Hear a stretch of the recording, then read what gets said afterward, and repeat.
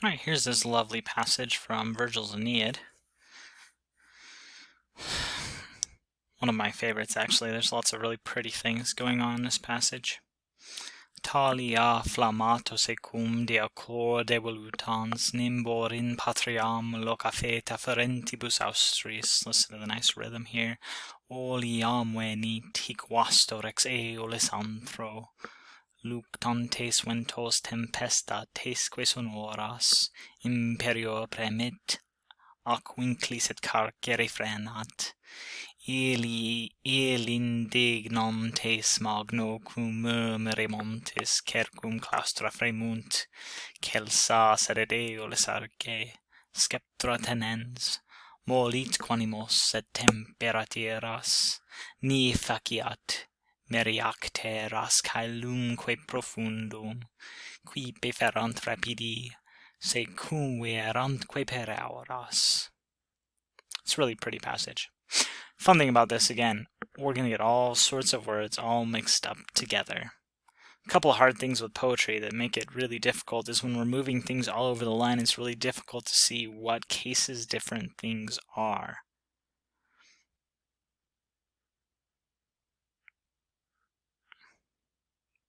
So, let's run through and think through a couple of different things in this first line. Once again, nice thing with Virgil in general, he's going to keep all the ideas sitting together on a single line. We may not get to our main period all the way until down here, giving us a single sentence, but everything in that sentence will have its pieces together in a single part. So if we go through and mark some things out.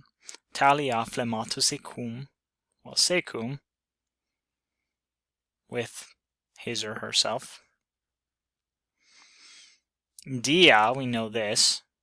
Cor de voluntans, the goddess. Now the question is this nominative or is this ablative? Nice thing, once again, this is one of the reasons you have to learn the rhythm in poetry. Talia flammato secum dia. It's short, which means this is ablative. No, sorry, this is nominative. That's what I meant to say. This is a nominative subject. So the goddess, which we could also kind of get a sense that it's going to be nominative because volutans is also nominative.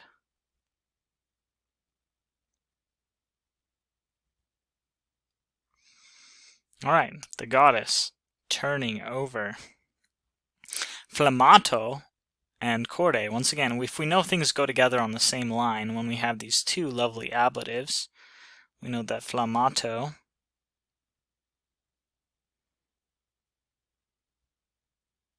and corde go together, with the heart having been inflamed. So the goddess turning over within herself, right, with the heart having been inflamed, Talia, by such things. Nimbor in patriam. Now once again, if we're keeping this all together, and we're paying very careful attention to these breaks in the line, because they're important, we know that this whole section is going to go together. Into the fatherland of clouds, right? We don't know what it means in a larger sentence, but we do know that we have a prepositional phrase with genitives that are going to modify what they're close to that go together. Alright, into the fatherland of clouds, and then once again, loca feta ferentibus austris.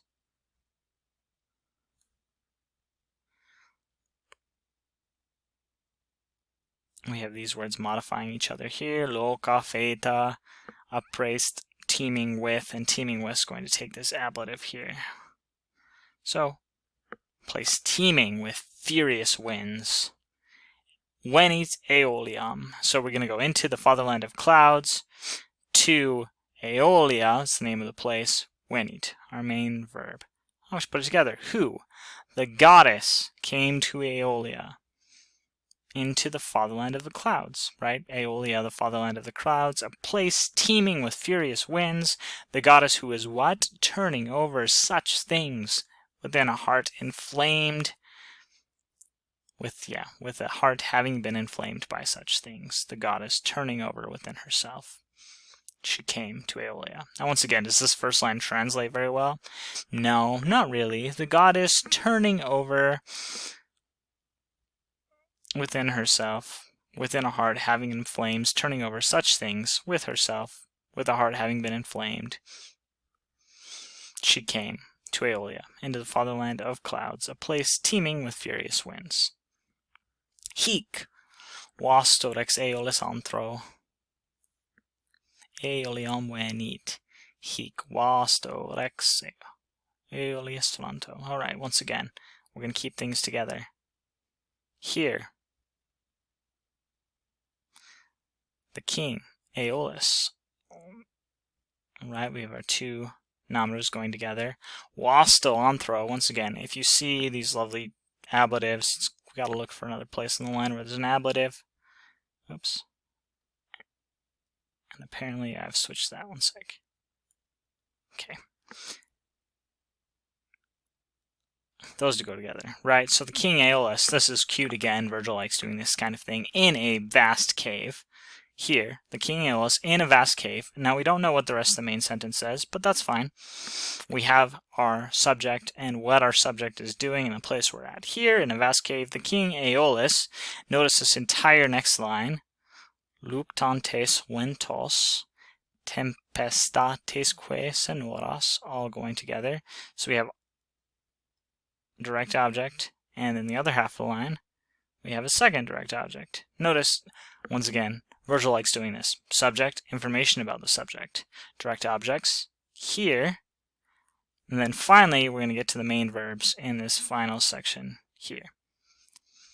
You'll see the same thing in the front, right? Goddess, information about the subject, main verb at the end, and then the objects, or in this case, where you're going to, in the center. So Virgil's clearly following patterns even in this poetry, which sometimes feels like it has no pattern at all. Alright, we have two verbs in our sentence. It's compound.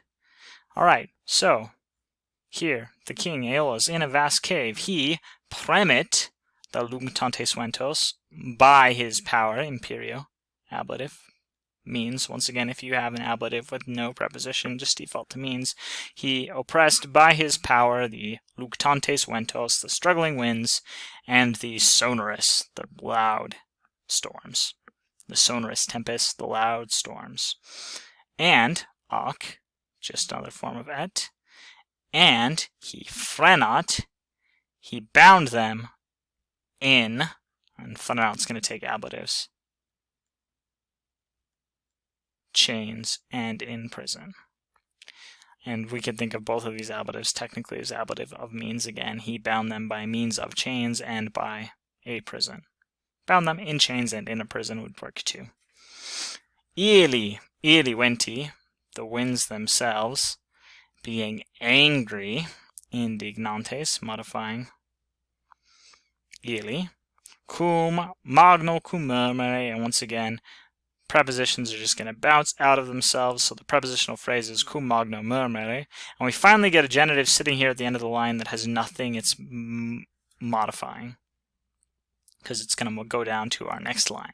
So our first instant here of enjambment with montes needing to go all the way down here, modifying this. Alright, so they, being angry with a great murmur, they, cercum claustra montes, they roared around the claustra.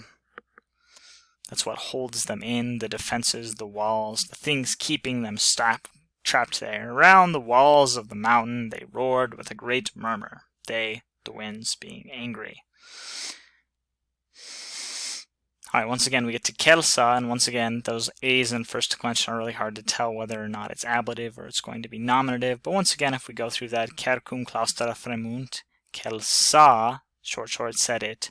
So this is long, so we know it's an ablative. Kelsa arche. Once again we have Aeolus between the things that are talking about him. So Aeolus sits, main verb. Aeolus sits in his lofty throne or seat. Split up our, there we go. So Aeolus sits in his lofty seat. Aeolus, underline our subjects, Aeolus holding a scepter, and then finally, once again, get our another lovely compound sentence. Aeolus sitting in his seat, holds a scepter, and he softens minds and tempers anger, or moderates angers, plural. Ni is just on si, if he did not do this. So main verb here.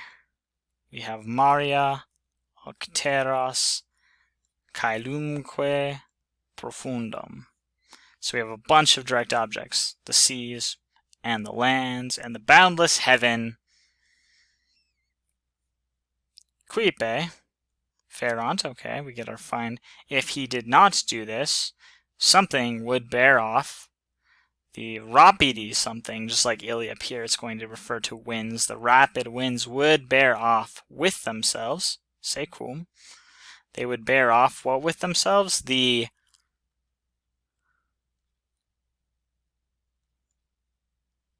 sea and lands and boundless sky. And they would veerantque per auras. They would sweep through the skies. Per auras, prepositional phrase.